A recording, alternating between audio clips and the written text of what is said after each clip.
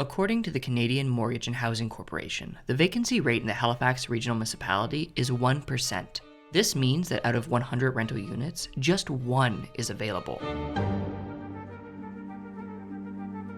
For those that are renting out their properties, this is ideal. Due to demand, they can charge high rents, and their units are less likely to sit vacant in between tenants. Right now, 40% of the HRM residents are renters. The CMHC suggests that renters spend 30% or less of their income on housing costs, rent, and utilities, in order for it to be considered affordable. But when the average rent on the Halifax Peninsula is $1,337 a month, that means an individual would have to be making at least $48,000 a year, or approximately $23 an hour, in order to find affordable housing.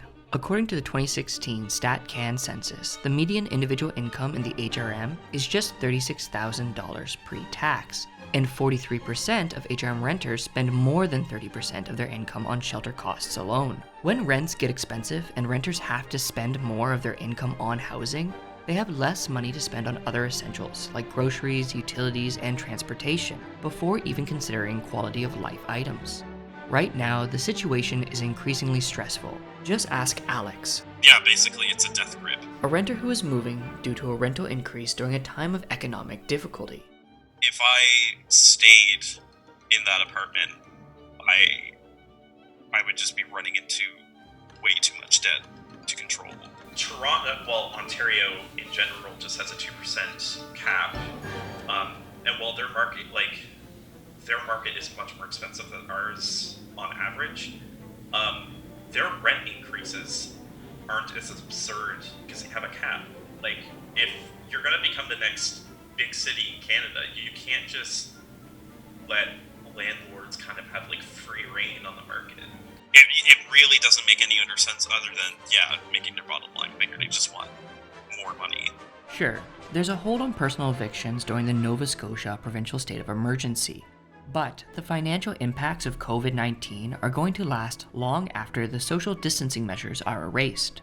If you're thinking, well, why don't they just move out of the city? Many of these renters work in the urban center in essential jobs, and even if they find more affordable rents farther away, these areas tend to require higher levels of commuting, which can be equally taxing on a person's finances. As this pandemic has proven, these businesses and their workers play a vital role in our lives and the economic well-being of our area. And this is just the numbers. The ethics of forcing residents to move during a health crisis is an added layer of complexity to the issue and is affecting the part of our population already most susceptible to financial difficulties and who have access to fewer resources to make moving safe and easy.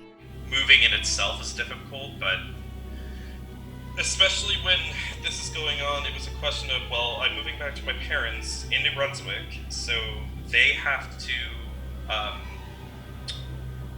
they now would have to work from home, and my dad works as an air quality specialist. He goes into a lot of government buildings, public buildings, and work sites to do air quality testing, like in person.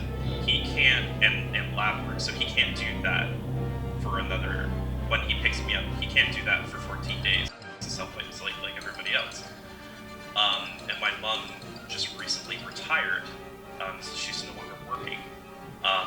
They still have a mortgage. If you are a renter or someone who cares about the safety and well-being of tenants in Nova Scotia, contact the Minister of Municipal Affairs and Housing, the Honourable Chuck Porter. Write, call, or email, whichever you prefer. But make sure your voice is heard. Make it known that you care about the 31% of Nova Scotian households that currently rent, and that you want economic support and protective policy for the third of our population that will be affected most by a pandemic-related downturn.